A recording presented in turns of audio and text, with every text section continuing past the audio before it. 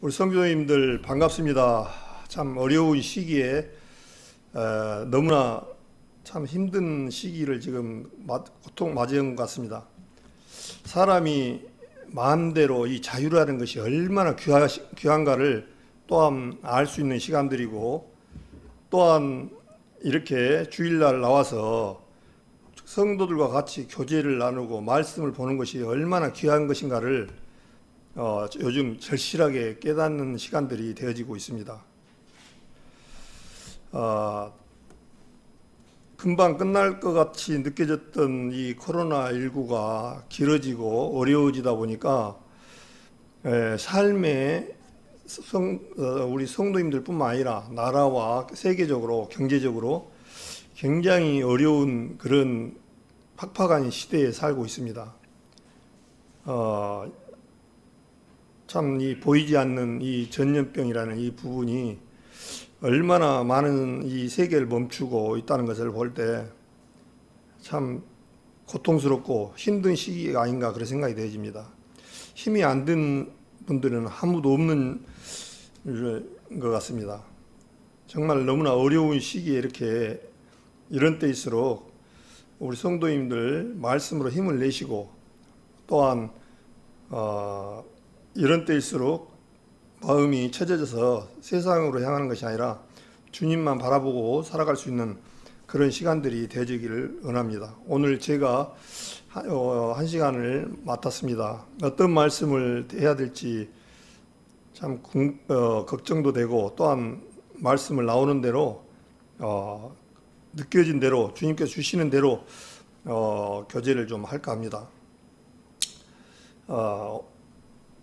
오늘 요 근래에 보면은 주위의 느낌은 하나님 믿는 사람으로서 가장 힘든 시기이면서 많은 사람들에게 지탄을 받은 적이 없는 그런 상황에 접어들었습니다. 많은 사람들이, 저도 오늘 회사에서는 뭐라고 문자가 날라왔냐면 교회에 가지 마라, 이렇게 문자가 날라왔더라고요. 참 이게 얼마나 가슴 아픈 일입니까? 이게 참 하나님을 믿는 사람이 교회 가지 말라고. 또 한편으로는 또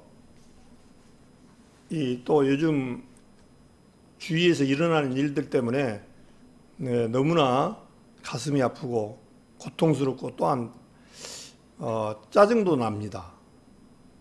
우리가 정말 하나님 앞에 잘못되어지고 우리 인간들이 주님을 잘못 섬김으로 말미암아 이런 코로나19라는 일이 벌어졌지 않느냐 그런 생각도 되어집니다. 그럴 때일수록 정말 주님 앞에 내 자신부터 내려놓고 그래야 되지만은 우리 이 세상 사람들에게 하나님의 말씀을 전하고 이 죽어있는 영혼들에게 생명의 말씀을 전해야 되는데, 오히려 교회가 지탄을 받는 그런 시대를 요 근래에 몇몇 교회 사람들로 인해서 정말 많은 사람들에게 손가락질을 받는 모습이 정말 가슴 아프고 안타까운 일입니다. 우리 하나님을 믿는 사람들 입장에서도 답답했는데, 하나님을 안 믿는 사람들 입장에서는 얼마나 더 답답할까 그런 생각도 되어집니다. 갈수록 이 하나님을 만나는 사람들이 정말 기쁘게 말씀을 전함에도 불구하고 그렇지 못하고 지탄을 받는 그런 입장에 있다 보니까 너무나 참 가슴이 아프고 이런 어려움을 겪고 있다 보니까 가슴이 참 답답하고 이 기쁨을 잃어버리는 그야말로 그런 시대에 있지 않느냐 그런 생각을 내집니다. 이 말씀을 먼저 하기 전에 몇몇 교회 사람들로 인하여 지금 코로나가 지금 대한민국에 온통 다 퍼져버렸습니다. 참 이게 그 전까지만 해도 그런 대로 이렇게 잘 잡혀가던 코로나가 이 하나님을 섬긴다는 사람들에 의해서 지금 대량으로 발산이 돼가지고 교회가 코로나를 옮기는 하나의 문제가 돼버렸습니다. 그런 이게 하나님의 말씀을 전할 때 갈수록 이제는 말씀을 듣지 못하는 그런 어리석음 누를 범했습니다. 참 이런 얘기를, 이 정치적인 얘기를 하는 것이 참 부담스럽고 참 저도 합당치 않다고 봅니다. 이 설교 시간에 정치적인 논리로 얘기를 하고 하는 부분들이 성경적은 아니다라고 봅니다. 그러나 오늘 이 시간만큼은 좀 제 마음에 담고 있는 부분들을 좀 말씀을 좀 드릴까 하는 생각이 되집니다. 먼저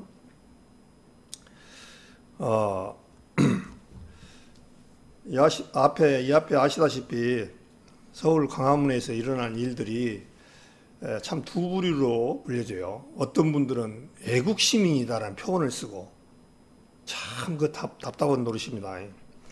거기에 참석하신 분들은 애국 시민이고 참석하지 않는 사람은 그러면 애국하지 않는 시민인가요? 참 답답합니다, 정말.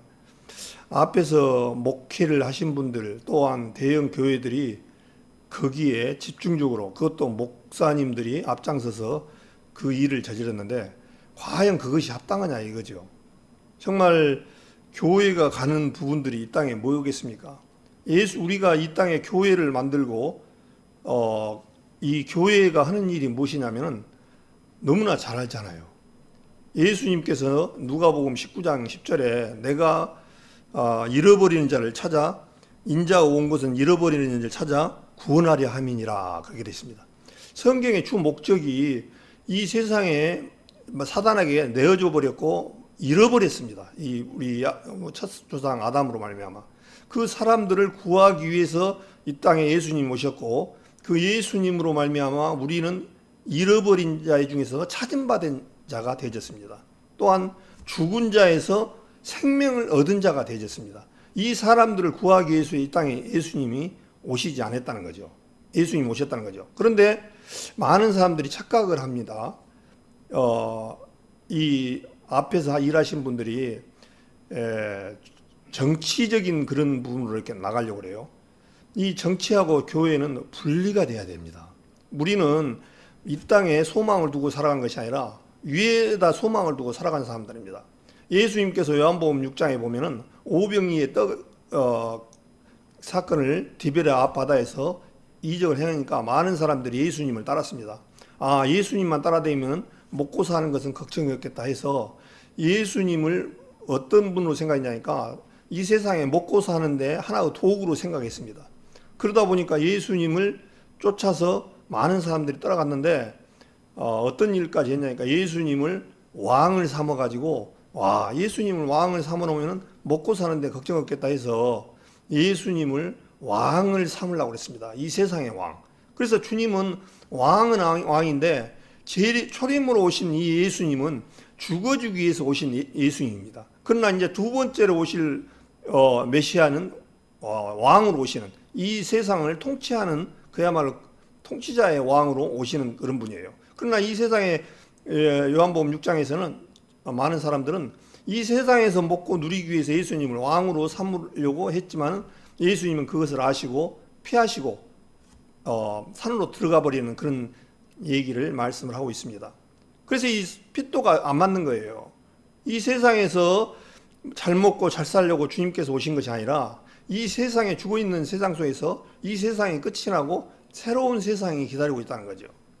그런데 이 세상은 마귀에게 실패한 세상이고, 그래서 우리가 사람이 죽음이 오는 것은 다른 게 없습니다. 죄로 말미암아 이 세상에 아담의 후손으로 왔기 때문에 죽을 수밖에 없는 거예요.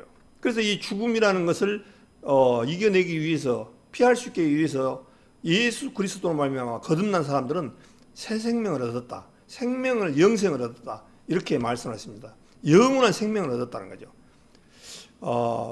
이 세상에 아무리 건강하고 하더라도 우리의 60년, 70년이요, 80년이라도 수고와 슬픔이라는 말씀처럼 이 세상에서는 영원한 삶을 살아갈 수가 없습니다. 아무리 길어봤자 100년 안에 다 끝이 나야 돼요. 그런데 주님 안에 들어오면은 이제 생명으로 태어난 사람들은 죽을 수가 없는, 그야말로 이 세상에서 이 세상하고 다른 그런 부분들을 말씀을 하고 있고, 거듭난 사람들은, 이제 하나님의 자녀로 거듭난 사람들은 주님께서 영원한 생명을 얻었다라고 말씀을 하고 있습니다. 그래서 이 세상에서 이 정치적으로 무엇을 득을 얻고 정치적으로 하려고 했던 것은 그것이 바로 인본주의입니다. 하나님이 세운 모든 것은 하나님으로 말미암아 이끌어져 가고 하나님으로 해결돼야지, 우리 사람이 어떤 정치적인 힘을 얻어가지고 그걸로 인해서 무엇을 자기 목적을 이루려고 하면은 그것은 하나님의 자녀의 모습이 아니다는 거죠. 그래서 디모데의 후서를 한번 이제 오늘 제가 말씀하고자 하는 부분이 어디까지 일지 모르겠지만 디모데의 후서를 한번 보겠습니다. 디모데 전서입니다. 죄송합니다. 디모데 전서.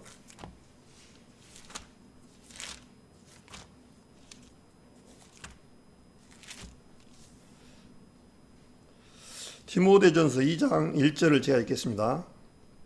그러므로 내가 첫째로 권하노니 모든 사람을 위하여 간구와 기도와 도구와 감사를 하되 임금들과 높은 지위에 있는 모든 사람을 위하여 하라. 이는 우리가 모든 경건과 단정한 중에 고요하고 평안한 생활을 하려 함이니라. 이것이 우리 구주 하나님 앞에 선하고 받으실 만한 것이니 하나님은 모든 사람을 구원을 받으며 진리를 아는 데 이르기를 원하시느니라. 그래서 여기에 보니까 모든 사람을 위하여 간구와 기도와, 기도도 이 기도와 도구라는 남을 위해서 기도해 주는 걸 말하거든요. 도구와 감사를 하되 임금들과 높은 지위에 있는 모든 사람을 위하여 기도해 주라는 거예요. 그런데 지금 내 생각과 내 마음이 안 맞다라고 해서 그 사람들을 앞에서 일하는 분들을, 높은 지위에 있는 사람들을 헐뜯고 정치적으로 이용하고, 이것이 안 맞는 거죠. 그래서 성경에서도 분명히 디모데에서도 높은 지위에 있는 모든 사람을 위하여 하라고 했습니다. 우리가 또한 모든 경건과 단정한 중에 고요하고 평안한 생활을 하려 함이니라, 그렇게 되어 있습니다. 지금 우리 교회가 지금 대면교회를 못 하는 이유가 코로나 때문에 그렇습니다. 코로나 때문에 대면교회를 못 하다니까 얼마나 가슴이 아프고 어렵습니까? 참 답답해요. 교회에 와도 모여도 코로나 때문에 눈치를 봐야 되고, 또 코로나 때문에 자연스럽지가 못하고, 어디를 밖에를 가더라도 코로나 때문에 눈치를 봐야 되고, 이게 얼마나 힘든 생활입니까? 그러니까 이게 우리는 세상 모든 것들이 평안하게 흘러갔을 때 우리는 신앙생활도 잘 할 수 있습니다. 또 그렇게 돼야 돼요. 그래서 모든 경건과 단정한 중에 고요하고 평안한 생활을 하려 함이니라. 이 평안한 생활을 한다니까 그냥 나태해서 그런 평안한 이런 게 아니고 정상적으로 하나님을 섬기는데 문제가 없이 잘 돌아가는 그런 말씀을 하고 있습니다. 그래서 정말 이외에 있는 분들을, 우리나라 대통령과 그의 장관들 위해서, 앞에서 일하신 분들을 위해서 기도해주고 도구 말 그대로 그분들을 위해서 이 올바로 갈 수 있도록 기도해주고 감싸주고 이렇게 되어져야 하는 것이 성경적인 거죠. 그런데 지금 들어가는 형태를 보면은 일반 교회 목사님들과 대형 교회는 오로지 자기의 정치 세력과 자기하고 안 맞으면은 그냥 어떻게 보면은 참 이런 얘기 입당키는 어렵습니다만은 빨갱이라고 그렇게 몰아붙이고, 지금 대한민국의 21세기에 지금 빨갱이 그런 것이 통합니까? 지금 실제적으로 우리 국민들 봐보십시오. 얼마나 열정적으로 살고 열등적으로 살고 또 군대 다 갔다 오고 정말 정신교육 무장 다 되고 있는 사람을 가지고 자기하고 안 맞으면 빨갱이, 이게 말이 됩니까 이거? 여기 저도부터 정말 공산주의를 배겨가고 김일성이 좋아하는 사람이 누가 있습니까? 그 집단들을 좋아해서 찬양하는 사람이 누가 있습니까? 단지 평화를 위해서 그 사람들을 좋아서 그런 것이 아니라 이 세상의 전쟁만큼은 막자 하는 그런 의도에서 잘 다스려가면서 가는 것이지, 그래서 자기들하고 좀 맞으면 아니면 빨갱이라는 그런 프레임을 씌워가지고 무조건 사람을 갖다가 이렇게 몰아붙이는, 그것이 거의 70년 이상을 견지어 왔습니다. 이것이 지금도 통해요. 그러고 보면 한심스러워요. 예? 지금 실제적으로 엄밀히 따져보면은 그렇게 말하신 분들이 오히려 더 군대도 안 가고 안 갔다 온 사람들이 제일 많은 사람들이 그 사람들이에요. 그런데 우리 일반 사람들은요, 정말 군복무를 위해서 충실히 다 했고 다 세금 잘 내고 아무 문제가 없이 했던 분들이에요. 근데 지금 이 몇몇 사람들의 대형교회하고 이 목사님들하고 완전히 그냥 그것이 전부이냐 한쪽으로 이렇게 기가 흘러 들어가서 지금 세상을 어지럽게 하고 있습니다. 실제적으로. 노마서 13장을 한번 보겠습니다. 노마서 13장. 로마서 13장 1절에 너무나 잘 아시는 내용이죠. 제가 13장 1절부터 읽겠습니다. 각 사람은 위에 있는 권세들에게 굴복하라. 권세는 하나님께로 나지 않음이 없나니 모든 권세는 다 하나님의 정하신 바라. 그러므로 권세를 거스리는 자는 하나님의 명을 거스림이니 거스리는 자들은 심판을 자취하리라. 관원들은 선한 일에 대하여 두려움이 되지 않고 악한 일에 대하여 되나니 네가 권세를 두려워하지 아니하려느냐. 선을 행하라. 그리하면 그에게 칭찬을 받으리라. 그는 하나님의 사자가 되어 네게 선을 이루는 자니라. 그러나 네가 악을 행하거든 두려워하라. 그가 공연히 칼을 가지지 아니하였으니 곧 하나님의 사자가 되어 악을 행하는 자에게 진노하심을 위하여 보호하는 자니라. 그러므로 굴복하지 아니할 수 없으니 노를 인하여만 할 것이 아니라 또한 양심을 인하여 할 것이라. 너희가 공세를 바치는 것도 이를 인함이라. 저희가 하나님의 일꾼이 되어 바로 이 일에 항상 힘쓰느니라. 모든 자에게 줄 것을 주되 공세를 받을 자에게 공세를 바치고 국세를 받을 자에게 국세를 바치고 두려워할 자를 두려워하며 존경할 자를 존경하라. 이렇게 되어 있습니다. 자, 여기에서 13장에 너무 이 부분이 잘 되어 있어요.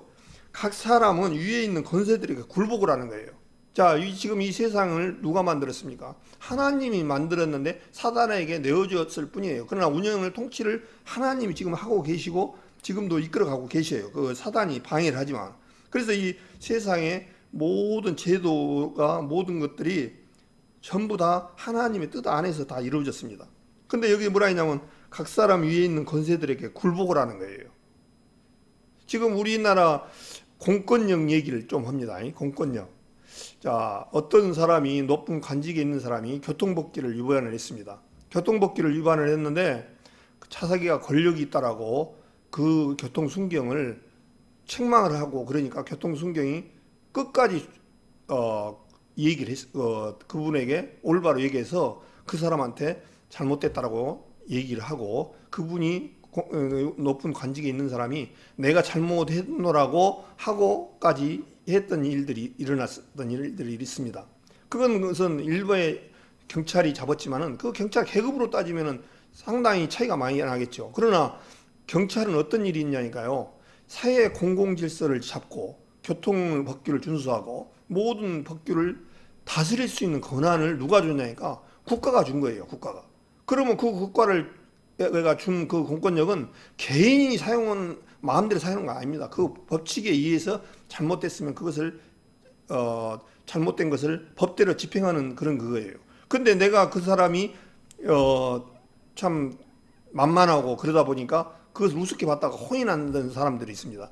그래서 우리는 권세는 하나님께서 주신 거기 때문에 굴복해야 한다는 거예요.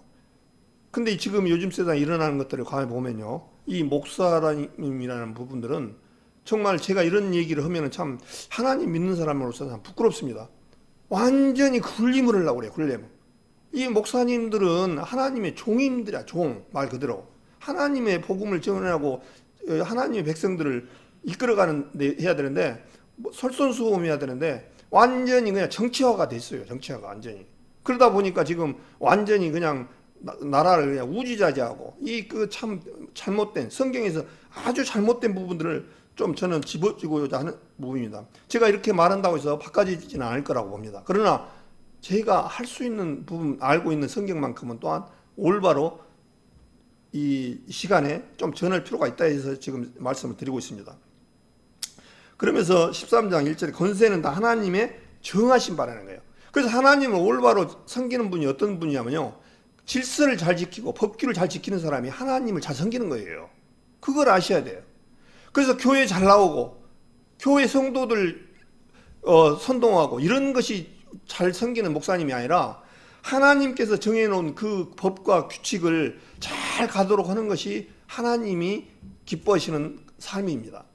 그래서 이 세상에 민주적으로 선거를 잘해서 지금 잘 살아가고 있는 어떤 그 대통령이나 장관이나 이런 부분들을 헐떡보는 것들은 하나님을 잘 못 섬기고 오는 거예요. 잘못된 거예요. 성경에 봐도. 그러므로 2절에 권세를 거스리는 자는 하나님의 명을 거스린다. 지금 그분들은 뭐냐니까 하나님의 명령을 거스리고 있는 거예요. 근데 사람들이 눈에는 안 띄어요. 그래서 애국 목사, 애국 국민, 어디 애국 국민이 있습니까? 정말 대한민국 국민 묵묵히 일하시고 묵묵히 정말 최선을 다하는 분들이 너무나 많고 올바른 분들이 너무나 많은데 자기들의 애국 국민이라는 거예요. 그래서 하나님의 명을 거스린다는 거예요. 그 다음에 뭐라 했냐니까요. 거스리는 자들은 심판을 자처하리라 그랬습니다.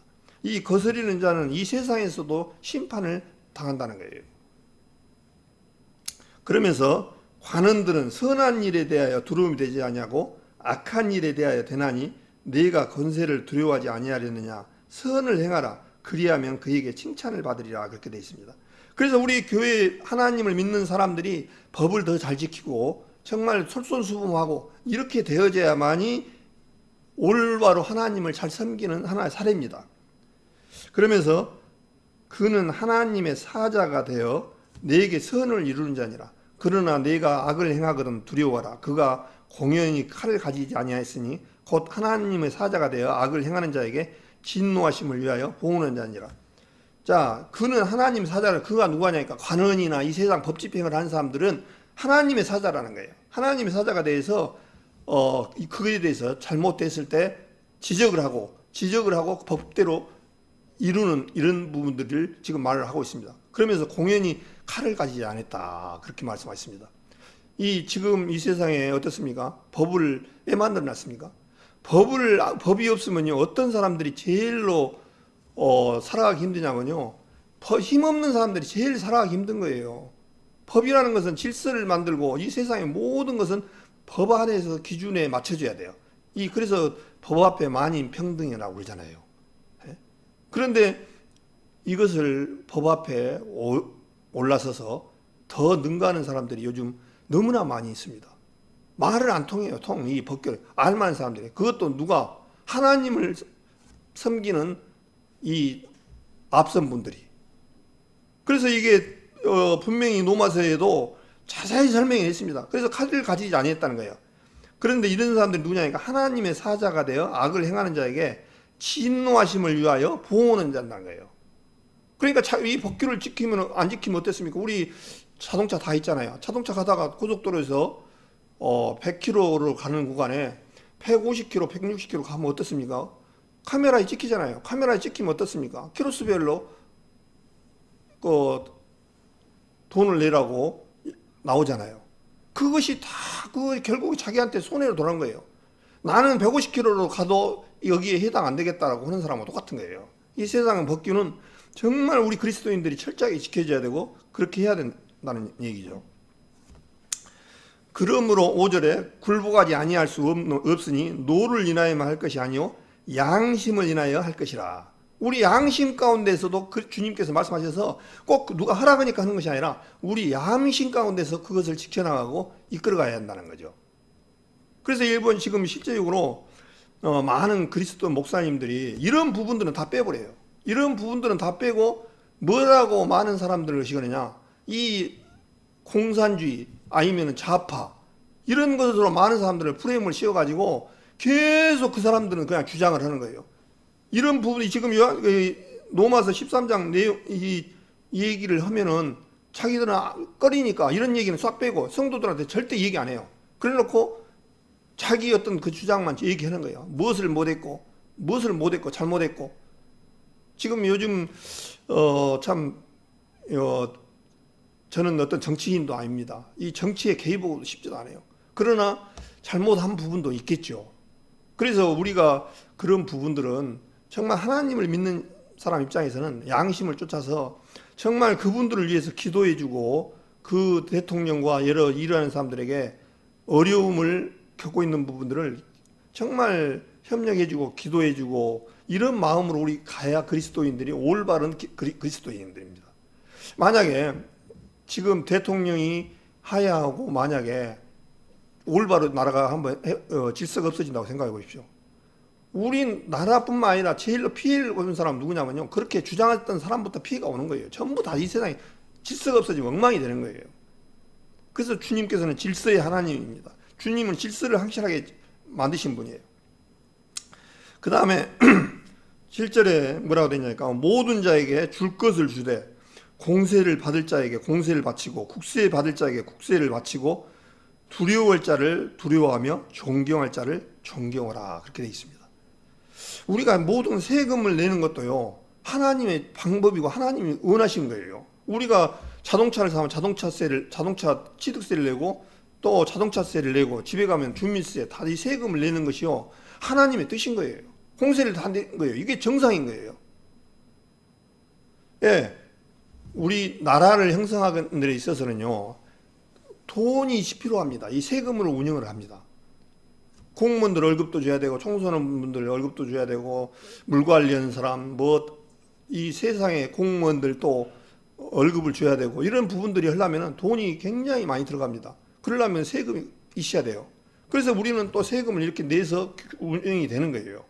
그러면 우리 세금 같은 경우도 정말 정정당당하게 내야 되고 또 세금을 기쁜 마음으로 내는 그런 마음으로 이렇게 바꿔져야 됩니다. 그래서 우리가 이게 세상의 모든 것들을 정말 하나님의 양심을 위해서 우리가 양심 가운데서 주님을 바라봐야 됩니다. 그래서 우리가 또한 제가 말씀을 드리고 싶은 것은 정말 균등을 해야 돼. 균등해요. 이 저울이라는 부분이 정말 이 저울추가 정확하지 않으면 이 저울의 기능을 잃어버리거든요. 이 저울은 서울에서도 100km짜리는 100km 나가야 되고 강주에 와도 100km 나가야 되고 부산에서도 100km 해야 되고 어디든지 100km가 돼야 돼요. 그래서 성경도 마찬가지거든요. 기울어지면 안 돼요. 있는 그대로를 봐야 되고 성경 말씀을 쫓아서 나아가야 돼요. 그래서 이런 부분들은 어떤 형편이나 사정 이렇게 해서 움직이는 것이 아니라 하나님이 어떻게 말씀을 하셨는가 이런 부분들을 정확하게 보고 여기에 맞춰서 나가야 된다 그런 생각이 되어집니다.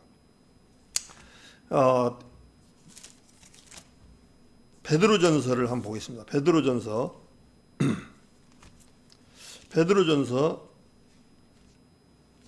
2장을 보겠습니다.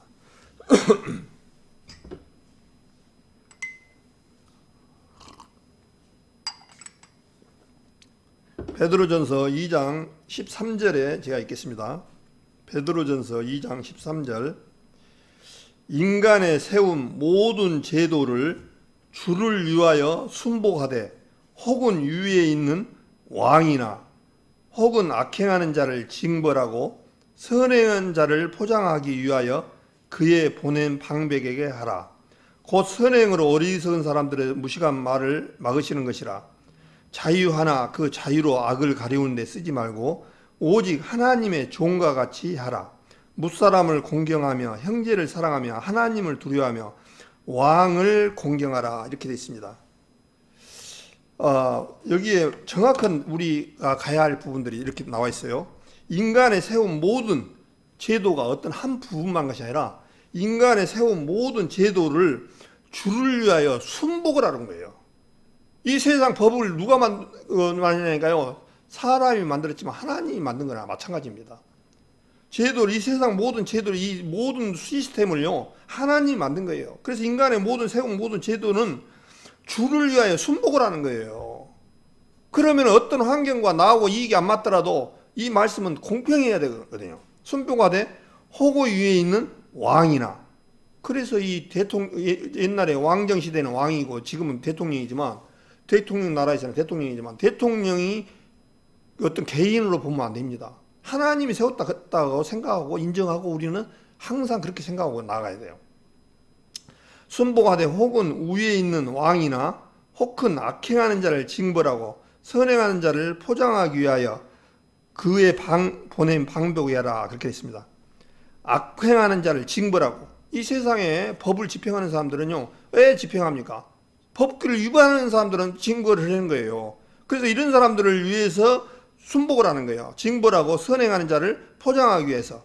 포장이라는 게 어떤 물건을 포장하는 그런 포장이 아니고 이 포장이라는 뜻은 칭찬해 가지고 좋게끔 장려는 그런 사람들 그렇게 이거 하는 사람들을 위해서 보내 방복이 하라는 거예요. 우리 가만히 생각해 보면요. 우리 제일 가까우게 공권력을 행사하는 사람들이 경찰들이고 경찰들이죠. 경찰들 만약에 없으면 어떻게 될까요? 경찰 없애볼까요? 경찰 없애면 우리 성도님들 모든 사람들요 세상 엉망됩니다. 도둑놈들 와도 도둑을 누가 지켜줄 겁니까? 술 먹고 행패 부리 가지고 예를 들어서 어느 시장에서 깡패가 와갖고 폭력을 휘두르고 칼을 휘두르고 하면 그것을 제지할 사람이 누가 있습니까? 또 자기 재산을 불이익을 당하면 누구한테 계실 겁니까? 경찰들이 해주잖아요. 그래서 이런 부분들은 정말 필요로 한 거예요. 정말 필요로 하고 이 사람들이 없으면 질서가 없어지는 거예요. 정말 우리는 이 세상 제도를 순복을 줄 아는 그런 신앙인들이 돼야 됩니다. 근데 이런 것이 깨지면 어떤 일이시냐? 아까 말한 대로 이상한 말로 많은 사람들은 올가맵니다. 나하고 생각이 안 맞으면 무조건 이상한 빨갱이. 참 이게 지금 시대에서도 그런 얘기들이 먹히는다는 게 참 안타까워요, 정말. 그러면서 15절에 선행으로 어리석은 사람들의 무식을 말을 막으시는 것이라. 자유하나 그 자유로 악을 가리운 데 쓰지 말고 오직 하나님의 종과 같이 하라. 우리는 하나님의 율법으로부터 자유함을 얻었고 죄로부터 자유함을 얻었습니다. 그런데 자유하나 그 자유로 무엇을 하냐니까요? 악을 가리운 데 쓰지 말라는 거예요. 악을 가리우는 데 쓰지 말고 오직 하나님의 종과 같이 하라는 거예요. 하나님의 종의 위치는 어떻습니까? 예수님이 베드로에게 물로 요한복음 13장에 발을 씻기는 장면이 나옵니다. 예수님이 베드로 씻기니까 아니 됩니다라고 했을 때 예수님은 발을 씻기지 않으면 너와 나하고 상관이 없다고 말씀하셔서 예수님 그분은 어떤 분이냐면요. 마리아에게서 난 하나의 인간이 아니라 이 세상을 창조하신 창세기 1장 1절에 나오는 모든 만물을 창조하신 그분의 만물을 근원이신 하나님이란 말입니다. 또한 이 세상을 창조하시고 지금도 이끌어 가시는 하나님이에요. 그분이 이 땅에 오셔서 사람의 발을 씻겨주시는 그런 낮은 자세의 모습으로 오셔서 사람을 받드는 그런 모습입니다. 우리 그리스도인들이 그런 모습으로 바뀌어 나가야 돼요.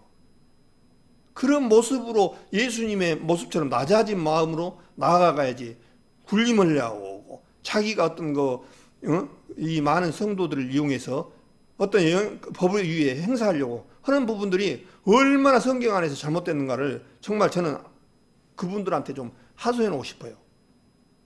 그래서 자유를 하나 그 자유로 악을 가려운 데 쓰지 말고 오직 하나님의 종과 같이 하라는 거예요. 우리 요즘 많은 사람들 말해요. 자유를 주라. 왜 우리를 탄압하냐? 자유. 또 어떤 개인의 어떤 프라이버시 이런 것을 지켜주라. 이런 식으로 얘기해요. 좋아요. 자유라는 것이 얼마나 좋습니까? 근데 자유 다음에는 뭐가 붙냐니까요. 꼭 책임이라는 것이 따른 겁니다. 책임. 이것이 책임이 빠져버리는 자유는 있으나 마나예요. 그건 자유가 아닙니다. 자유 위에는 밑에는 뒤에는 꼭 책임이 따르는 거예요. 그에 대해서 책임을 져야 되는 거예요. 그것이 세상 법이고 제도고 그것이 뒤따라야 되는 거예요. 그것이 없으면 이 세상 질서는 모든 것이 깨져버려요. 그래서 자유 악을 가리는 데 쓰지 말고 오직 하나님의 종과 같이 하라 그렇게 됩니다. 그러면서 무사람을 공경하며 형제를 사랑하며 하나님을 두려워하며 왕을 공경하라 그렇게 되어 있습니다. 무사람을 공경하는 마음으로 가져야 되고 형제를 사랑해야 되고 그 다음에 하나님을 두려워하는 거예요. 하나님을. 근데 지금 이 세상에 저부터 어떤 때로는 하나님을 두려워하지 않을 때가 많이 있습니다. 그런데 주님께서는 하나님을 두려워하는 거예요. 왜 하나님을 두려워하겠습니까? 하나님 앞에 우리 구원받은 사람들과 구원받지 못한 사람들 간에 심판이 있는데 이제 구원받은 사람들은 어떤 일이 있습니까? 이제 주님의 공중 들림받아서 주님에서 앞에 갔을 때 의의 심판을 받지 않습니까? 지옥 가는 심판이 아니라 우리 구원받은 사람들이 정말 어떻게 살았느냐에 대한 심판이 있다는 거예요. 그래서 하나님을 두려워하는 거예요. 정말 하나님을 두려워하지 않는 사람들은 항상 내 말에 절제가 안 돼요. 하나님을 두려운 사람들은 뭐냐니까요? 이 입에 절제가 됩니다. 그래서 요즘 어떤 목사님들도 들어보면 두 부류가 흘러갑니다. 오늘 제가 사실은 다니엘서의 70일회를 준비했는데 오늘 이 말씀이 되어질런가 모르겠습니다. 좀 이 부분을 좀 해서 마음이 좀 언짢으신 분들도 있을 거고 저하고 안 맞은 분들도 있을 거예요. 그러나 저는 이런 부분들이 안 맞으신 분들에 따르면 교조를 나누고 또한 할 용의는 얼마든지 있습니다. 그래서 두 부류의 어떤 목사님이 있는 것 같아요. 이번 코로나 사태로 인하여 엄청나게 많은 사람들을 지금 어렵게 만들고 있습니다. 이 피해는요, 돈으로 계산하면요, 몇 조 원이 되어져요. 아까도 잠깐 얘기했지만요. 이 코로나가 심해져 가지고 결혼을 옮기고 결혼을 못하고 또 장례식을 하는데요. 장례식도 부모님을 지금 코로나에 걸리면은 부모님도 제대로 못 모셔요. 또 직장생에 자영업을 하신 분들 전부 다 문을 닫아야 할 판이고 학교를 못 가고 이 사회가 멈춰져 버린 거예요. 이 제가 생각할 때는요. 이 코로나보다 더 저 개인 생각을 합니다. 제가 생각이 잘못됐는지 몰라도 이 대면교회를 우선이냐 아니면 코로나가 우선이냐 이 부분을 보면 어떻게 보면 우리 하나님 입장에서 보면요. 당연히 예배가 먼저다라고 얘기가 나올 수도 있겠죠. 그러나 이 예배도요. 아까 말한 대로 오직 평안한 가운데서 이루어져야 예배가 이루어지지 만약에 광명에 코로나 환자가 이 광양에 코로나 15만인데 코로나 환자가 10만이다 하면 우리 예배 볼 것 같습니까? 코로나 환자가 10만이다. 예를 들어서 광양에 지금 걸린 사람이. 집에도 못 나옵니다. 집에도요. 그러면 과연 예배가 되어지겠습니까? 안 만나지죠. 서로. 얼마나 고통스럽겠습니까? 그러나 이것을 잘 잡아가지고 우리가 대면 교제도 나누고 예배도 보고 그럼 얼마나 좋습니까? 근데 이거를 갖다 이분법으로 놀나요? 아버지가 더 이쁘냐? 얘들 꼭 꼬맹이들 우리 3살 먹은 사람들 보고 그러잖아요. 아빠가 이뻐? 엄마가 이뻐? 그러면 이제 나이 어린 애들은 어떻습니까? 아빠가 더 이뻐. 좀 더 크면 어떻습니까? 또 물어보면 엄마 아빠 다 이뻐. 이제 그걸 알거든. 누구한테 한쪽으로 얘기하면 안 좋다는 거를. 꼭 그런 식이에요. 교회 예배, 대면 예배가 먼저냐, 더 중요하냐, 코로나 잡는 것이 더 먼저냐. 야, 이것을 거기다 붙이는 것이 과연 옳다고 봅니까? 실제적으로 엄연히 따져보면요. 요한복음 4장인가 보면은 예배에 대해서 얘기합니다. 예수님께서 예배에 대해서 얘기를 하시니까 뭐라고 하냐면은 우리 조상들은 예루살렘에서 예배를 받는데 사마리아 여자가 나오죠. 예루살렘에서 예배를 받는데 당신들은 어디서 예배를 보느냐니까 예수님이 뭐라 했습니까? 예루살렘도 말고 여기서도 말고 사마리아도 말고 예배할 때가 오나니 곧 이때라 그랬잖아요. 그 이때가 뭐냐니까 예배라는 부분은요. 우리 구원받은 사람들이 구원을 받는 순간부터 예배가 시작되는 거예요. 실제로. 그래서 예배가요. 실제적으로 꼭 되면 여기만 와서 보는 것이 예배가 꼭 결코 아닙니다. 우리 구원받은 사람들이 살아가는 삶 자체가 전부 다 예배예요. 살아가면서도 하나님 오늘 먹을 것을 주시고 오늘 또 건강을 주시고 하는 것 주님 앞에 감사하는 부분들이 전부 예배가 될 수 있는 거예요. 꼭 이렇게 일요일 날 만나서 이렇게 보는 것이 예배는 결코 아니다는 거죠. 또 예배를 볼 수 있는 조건이 있는 자격이 있는 분들이 있어요. 자격이 뭐냐니까 예배를 볼 수 있는 자격은 거듭난 사람이 볼 수 있는 것이 예배예요. 거듭나지 않는 사람은 예배와 관계없습니다. 실제적으로. 사람이 거듭난 사람만이 하나님의 백성이에요. 하나님의 자녀고 상속자고 유업을 이룰 자고 하나님을 자녀예요. 그런데 하나님의 자녀하고 관계없는 분들은요. 예배란 말 자체를 쓸 자격이 없는 거예요. 실제로. 사단의 자녀예요. 이 세상에 구원받지 못한 분들은 사단의 자녀입니다. 그 사단의 자녀들을 구해내기 위해서 오신 분이 예수 그리스도입니다. 그로 말미암아 예수 그리스도로 말미암아 우리는 거듭났다는 얘기는 하나님의 자녀가 돼서 하나님을 예배를 드릴 수 있는 조건이 되는 거예요. 그래서 우리는 아바 아버지라 부를 수 있는 거예요. 아바 아버지 아무나 부를 수 있는 거 아닙니다. 구원받지 못하신 분들은요 근처도 오면 안 돼요. 실제로 절대로 이 거듭난다는 것이 얼마나 구원받는 것이 크고 하나님하고 관계가 얼마나 귀한 건지를 몰라요. 그래서 이 실제적으로 보면은 요번에 이상한 데서 모여가지고 한 사람들 보면요 완전 짬뽕이에요. 뭐 믿는 사람 안 믿는 사람 시장빵이에요. 이게 뭐 도대체 그리고 거기에 있는 분들 과연 얼마나 구원받았는지 난 모르겠어요. 정말 제대로 있는지 모르겠어요. 그 예배라는 부분들을 확실하게 알고 얘기를 해야 돼. 실제로 예배는 구원받는 사람부터 그때부터 시작되는 거예요. 그 예배는 구원받은 사람만이 주장할 수 있고 구원받은 사람만이 하나님을 섬길 수 있는 거예요. 실제로 구원받지 않는 사람은 하나님 앞에 아무리 외쳐도 내 자녀가 아니거든요. 사단의 자녀거든요. 실제로.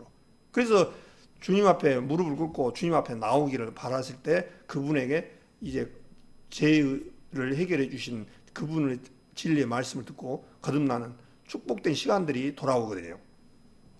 그래서 여기에서 말한 대로 무사람을 공경하며 형제를 사랑하며 하나님을 두려워하며 왕을 공경하라고 했습니다. 여기서 왕이 그 당시에는 이 당시에는 어떻습니까? 로마가 지배했던 상황이란 말입니다. 베드로가 베드로전서를 썼을 때 이 로마의 황제들이 지배를 하기 때문에 굉장히 어려운 시기였고 고난도 많이 받았고 그런 시기였습니다. 그래서 왕을 공경을 하는 거예요. 이 세상 모든 제도를 쫓아서 두려워하고 순복하고 그러라는 거예요. 모든 질서가. 그러면서 18절에 사환들아 범사에 두려워함으로 주인들에게 순복하되 선하고 간용하는 자들에게만 아니라 또한 까다로운 자들에게도 그리하라. 그렇게 되어 있습니다. 범사에 두려워함으로 주인들에게 순복하되, 이제 사환들이라는 것은 하나님을 믿는 사람이 어떤 사람은 사장이고 어떤 사람은 직원입니다. 그러면 직원이 그 사장을 한테 이 순복하고 이 모든 일들에 복종하면서 일을 살아갈 수 있는 그런 어떤 주종관계가 아닌 이 같은 형제라고 업신여기고 또 같은 형제라고 대충하고 그런 것이 아니라 사환들도 범사에 두려워하므로 주인들에게 순복을 하는 거예요. 그마치 주님은 완벽하게 이렇게 모든 것을 다 얘기를 해줍니다. 그래서 제가 이제 깜짝 놀란 것은 실제적으로 구원받은 사람들은요, 제가 이런 얘기를 하면은 또한 오영재는 잘못 알고 있다 그렇게 생각할 수도 있어요.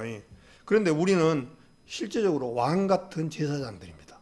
누구냐? 그럼 목사들만 왕 같은 제사들이냐? 아닙니다. 2장 베드로전서를 폈으니까 우리 잘 아시는 얘기죠. 2장 9절을 읽겠습니다. 베드로전서 2장 9절.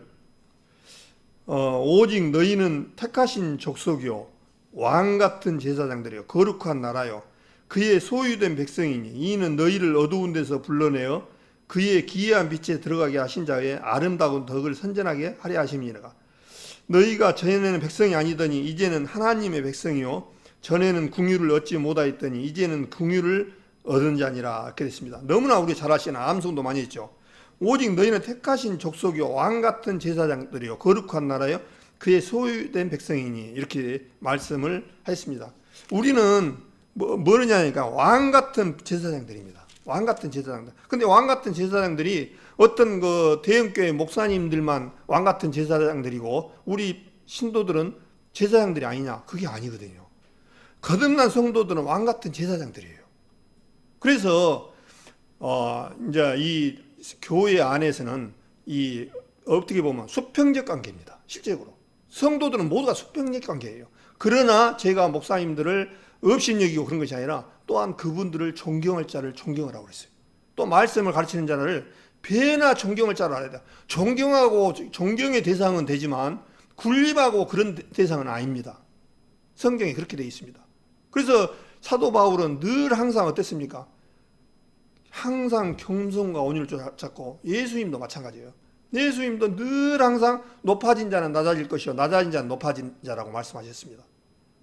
그래서 이제 지금 보면은 어떤 분들은 거기서도 그런 어떤 이 목사님이 얘기하는데, 자기 뭐 어떤 전도사나 어떤 분들이 조금 얘기를 하게 되면 내 전도사 때는 그렇게 말도 못하고 말도 엄두도 못했고 근처도 못 왔던 사람이 한마디로 말해서 건방지다, 이런 식이죠. 자, 교회 안에 이렇게 이성으로 질서적인 부분은 맞아요. 질서적인 부분은 정말 필요합니다. 그러나 왕 같은 제사장, 수평적 관계에서는 정말 똑같은 존재여야 돼요. 그런데 그것을 이용해서 완전히 그냥 굴림하려고 하는 자세들이 지금 굉장히 만연이 되어 있어요. 우리 요한계시록에 보면은 요한계시록을 잠깐 또 보겠습니다. 요한계시록 2장인가요? 거기에 보면은 요한계시록 2장에 보면 2장을 보겠습니다. 요한계시록 2장에 보면은 소아시아에 7교회가 나옵니다. 그 중에 첫 번째 교회가 에베소 교회입니다. 근데 에베소 교회를 칭찬했는데 주님께서 거기에 뭐가 나오냐니까 6절에 보니까 오직 내게 이것이 있으니 내가 니골라당의 행위를 미워하는도다. 나도 이것을 미워하느라. 기 있는 자는 성령이 교회들에게 하시는 말씀을 들을지어다. 이기는 그에게는 내가 하나님의 낙원에 있는 생명나무의 과실을 주어 먹게 하리라. 이렇게 되어 있습니다. 여기에 보니까 니골라당 행위를 미워했다. 나도 이것을 미워하라고 주님께서 에베소 교회를 통해서 말씀을 하세요. 이 교회 안에 에베소 교회에 뭐가 들어왔냐니까 니골라당이라는 그런 것을 선호하는 사람들이 들어왔던 거예요. 이 니골라당이 뭐냐니까, 뜻이 뭐냐니까 누르는 자. 교회 안에 이 수평적 관계가 아니라 수직적 관계로 내가 누구고 교회 안에 이렇게 만들어서 자기가 교회 성도들을 굉장히 그냥 막 억압적으로 하고 이 자기가 위에 올라서서 밑에 성도들을 누르는, 지금 이런 얘기 하면 안 되겠지만은 카톨릭이 그런 관계죠. 카톨릭은요 요즘 말 잘 듣습니다. 우리 교회가 좀 어려운 부분이 뭐냐면은 카톨릭처럼 그렇게 되어 있기가 않기 때문에 어려워요. 카톨릭에는 참 아시다시피 교황 한마디면 다 그대로 일직선이에요. 생각을 결합해요. 교황이 있고 추기경이 있고 대주교 있고 주교 있고 신부가 있고 이런 관계예요. 근데 이런 관계를 주님께서 미워한다는 거예요. 예, 교회 안에 거듭난 성도들은 다 같은 성도들이거든요. 그래서 이골라당 행위를 에베소 교회에서 행했다는 거죠.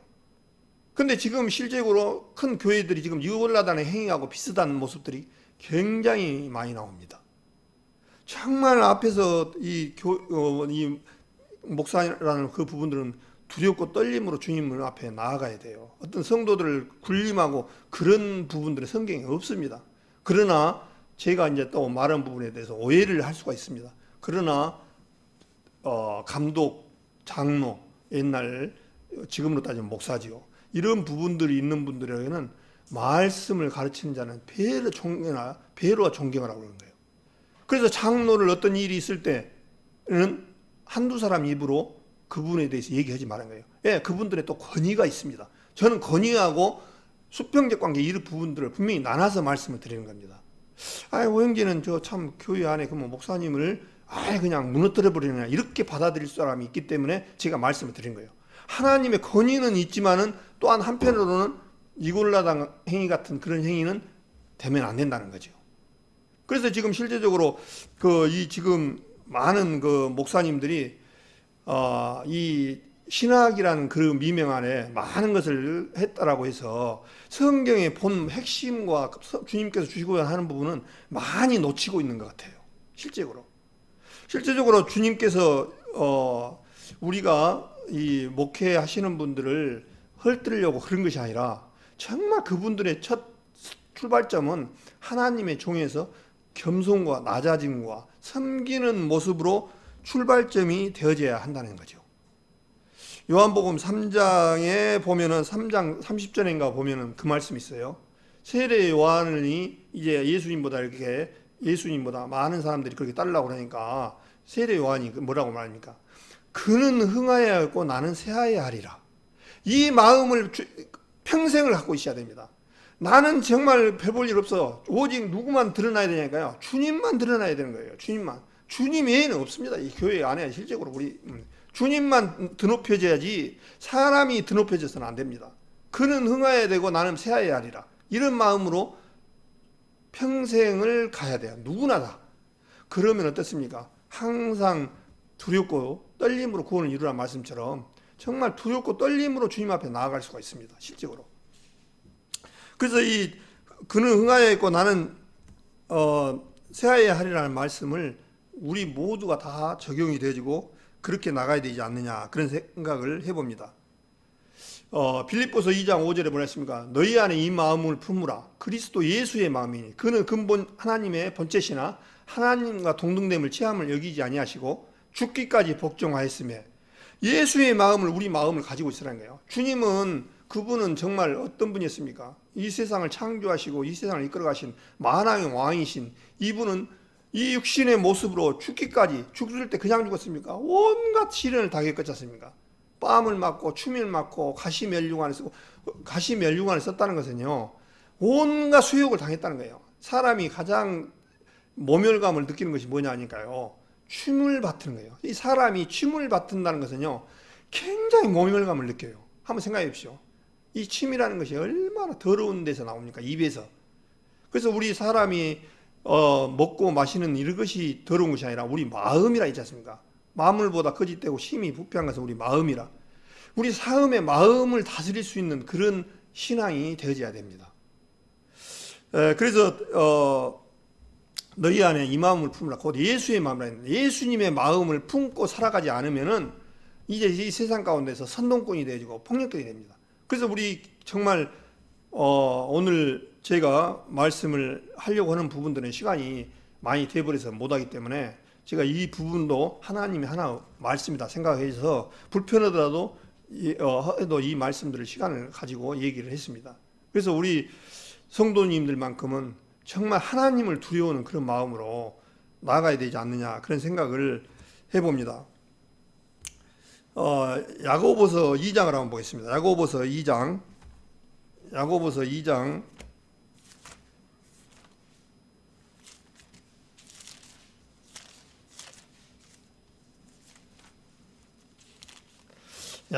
2장 12절을 한번 제가 읽겠습니다.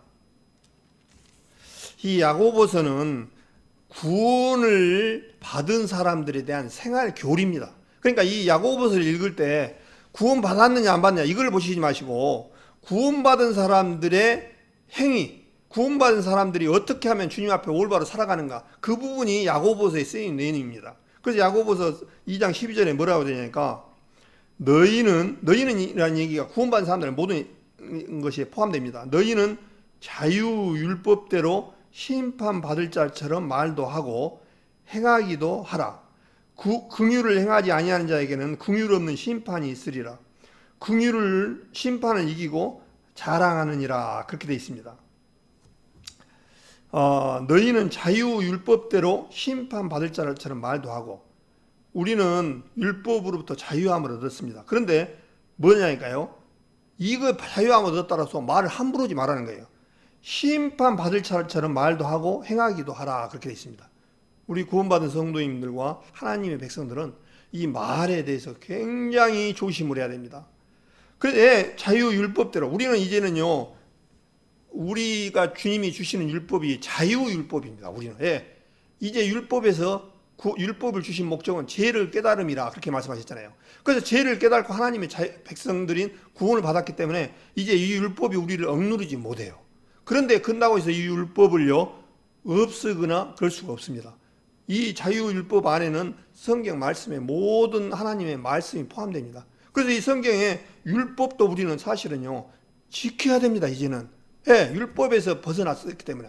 율법이라는 것은 주신 목적이 거울처럼 죄를 깨닫게 해주셨는데, 우리는 죄를 깨닫고 이제는 어떻습니까? 하나님의 백성으로 태어났습니다. 그래서 이제 이 율법을 보고 뭐를 보고 하냐니까요, 우리가 구원 받아가지고 율법이 필요 없는 것이 아니라 그 율법에 우리는 비추어보면서 사는 거예요, 실제로. 그래서 성경 말씀이 어떤 십계명만 율법이 아니라 성경 말씀이 전부 다 율법입니다. 사실은 이제 율법이라는 얘기는 뭐냐면 하나님 말씀이에요. 이 하나님 말씀대로 살아가면 아무 문제가 없어요. 그런데 이것을 내 자의로 이것을 자의대로 해석하고 자의대로 맞추다 보니까 그런 거예요. 자유율법대로 심판받을 처럼 말도 하고 행하기도 하라, 그렇게 말씀하셨습니다. 이것을 현대 성경에서 한번 더 세밀하게 한번 찾아보니까 뭐라니까요, 여러분은 자유를 주는 그리스도의 법에 따라 판단을 받게 된다는 것을 잊지 말고 늘 조심스럽게 말하고 행동하십시오, 이 뜻입니다. 참 이렇게 또 다른 성경 말씀을 이렇게 비춰서 얘기하니까 쉽잖아요. 우리 구원문을 받았지만은 행동 하나에 조심을 하는 거예요. 그런데 지금 제가 이왕 나왔으니까 하는 얘기면, 광화문에서 일어난 사건들을 봐보십시오. 온갖 목사란 사람들이 욕에 비방에 혼탁스러운 말로, 이 사람들이 과연 하나님의 목사들이고 하나님의 종들인가, 그런 사람들 한번 생각해보면 깝깝시러워요. 깝깝시러워. 그것도 하나님의 백성들만 포함시킨, 물론 그 사람들 구원받았다 하더라도 이방인들까지 데려다가 온갖 그 용과 욕설과 하는 부분들이 과연 성경적인가, 한 번쯤 생각해봐야 되지 않겠습니까? 제가 이번 기회를 통해서 제가 느껴지는 부분이 있습니다. 이 앞에 하나님께서는 대단하신 분이에요. 이것을 통해서 신천지라는 그야말로 괴물 집단, 하나님 말씀에 거듭나지 못한 집단을 완전히 드러내버렸습니다. 그분들은 이제는 구원이 없고 이단이고, 그 사람들은 이단 자체를 논할 가치가 없는 사람들이에요. 그 사람들을 완전히 드러내버렸습니다. 제가 생각할 때 이번 기회도 하나님께서 완전히 드러내버린 거예요. 제가 봤을 때는. 그것이 자기들이 잘한 것 같고 이것이 된 것 같죠? 천만의 말씀입니다. 제가 봤을 때 이번 기회에 하나님께서 오히려 드러내버렸다, 그렇게 느낌이 와요. 이 사람이 제가 느낌이 오는 것이 잘못될 수도 있습니다만은 제 느낌에서는 그렇게 완전히 드러내서 온전히 알곡과 쭉정이를 가르는 그런 일들이 주님이 하셨지 않느냐, 그런 생각이 되집니다. 제가 이제 코로나로 인해서 지금 살다 보니까 너무나 다들 어렵고 힘든 세상 속에 살고 있습니다. 오늘 제가 말씀을 하면은 드린 부분들은 제가 어떤 정치적인 얘기로 이렇게 들릴 수도 있습니다. 그러나 분명히 제가 말씀드리지만 성경을 찾아서 성경에 대해서 말씀을 드렸습니다. 저는 정치꾼도 아니고 정치할 능력도 안 되고 또한 그런 데 관심도 없습니다. 오로지 대한민국이 정말 잘 돼서 하나님 백성으로 나라로 모든 사람이 정말 거듭나서 주님 오시는 날에 뭐 한 사람도 남김이 없이 들림을 받아서 주님의 나라의 백성으로 살아가는 건데, 그게 목적이 있습니다. 그 외에는 그 이하도 없습니다. 오로지 모든 사람이 정말 하나님만 드러내고 그런 삶으로 잘 되져서 대한민국이 세계에서 정말 모범국으로 이 주님함을 칭찬받는 그런 나라가 되졌으면 합니다. 제가 이번에 부모님도 돌아가시고 작은아버지가 또 얼마 전에 돌아가셔가지고 제가 이제 청원휴가를 갔다 와서 장례를 치르고 이제 화장장에서 있었는데, 제가 이제 참 가슴이 아프더라고요. 와, 정말 아버님도 보고 작은아버지도 봤는데 사람이요 죽으니까 아무것도 아니에요. 정말 비참하더라고요. 내 요 근래 계속 그런 일들만 일어나고 이렇게 보니까 하나님 빼면요 아무것도 없어요. 정말 우리 사람요, 저요 주님 숨 거두는 순간 시신으로 남으면요 뼈가죽밖에 안 남습니다. 얼굴을 보니까 그동안 고생하는 흔적과 그러한 고생과 고통과 번뇌와 그것만 얼굴에 고소히 흘리더라고요. 우리가 느낌이라는 게 있잖아요. 그런 게 밖에 남은 게 없어요. 와, 그동안 너무나 즐겁고 행복하게 잘 살았다, 그런 표정이 아니라 정말 눈은 보아도 차지하냐고 귀는 들어도 차지한다라고, 눈은 보아도 차지하냐고 귀는 들어도 채워지지 않는다는 말씀처럼 이 세상에 마음으로 피곤하면 사람이 말로 전할 수 없나니, 그렇게 말씀했잖아요. 전도서에도. 만물의 피곤함을 말로 표현할 수 없는 그런 모습을 보여지더라고요. 이 시신에. 너무 그동안 고생했던 모든 것들을 다 내려놓고 하는데 즐거운 마음으로 가는 부분들이 없고 그러더라고요. 그래서 이제 화장을 하는 동안에 제가 이제 어떤 분하고 바깥에서 코로나가 심하기 때문에 안에 안 있고 바깥에서 마스크를 쓰고 다 있는데, 어떤 분이 악이 가득 들은 분이 막 원망을 많이 해요. 막. 그래서 왜 그랬습니까? 그러니까 제 나이 또래예요. 근데 어떤 분이 이제 자기 동생인가 본데, 동생이 이 집을 짓는 데서 2층에서인가 3층에서 떨어졌대요. 떨어져갖고 이 발목이 부러졌는데 걷지를 못해갖고 병원을 갔답니다. 이제 죽은 사람이 40대인가 30대 후반인가 되는 것 같아요. 나이가 젊다 그래. 근데 이제 이 동생을 데리고 병원을 가니까 이 열이 많이 나는 거예요. 38도가 넘어가니까 병원에서 거부하는 거예요. 코로나 검사를 받고 와야만이 병원에 입원이 된다는 거예요. 그러니까 입원이 된다니까 안 받아주니까 다른 병원으로 가라는 거예요. 그 병원에서 안 받아주는 거예요. 이 코로나 때문에. 그러다 보니까 이 사람은 이 병원 가고, 이 병원 가니까 동일하게 마찬가지로 제일 먼저 온도 측정을 하니까 38도가 넘으니까 코로나가 걸릴 확률이 많다 이거 안 받아주는 거예요. 근데 이 아픈 사람은 아파서 이제 다리는 아프다고 하니까 다리만 깨진 줄 알고 다리만 이제 치료를 받으면 된 줄 알고 그렇게 기다렸는데 계속 시간을 이렇게 넘기는 거예요. 다른 병원 또 가니까 마찬가지로 코로나 때문에 검사를 받아온다고. 코로나 검사를 받아오면 어떻습니까?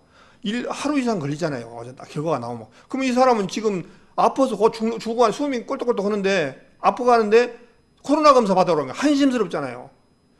그렇게 한 서너 개 병원을 넘다 보니까 이 사람이 하루인가도 못 지내서 죽어버린 거예요.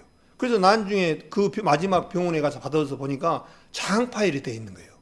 장 파열이 된 거를 모르고 무릎만 깨진 줄 알고 무릎만 봤던 거예요. 그래서 그 마지막 그 병원에서 엑스레이 찍어보고 그러니까 장이 파일돼갖고 안에 복수처럼 물이 그냥 장에 어떤 그 모든 음식물이고 모든 것이 터져갖고 다 부식되고 이렇게 부패되고 이렇게 돼가지고 결국은 이 사람이 죽어버린 거예요.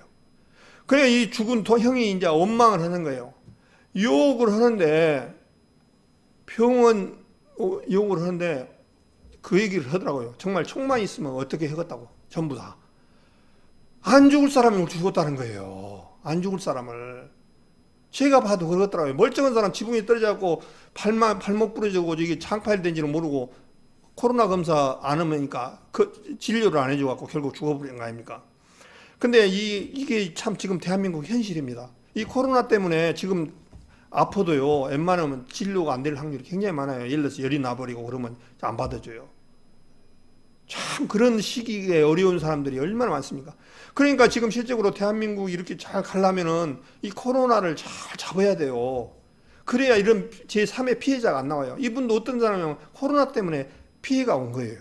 살 수 있는 사람들이.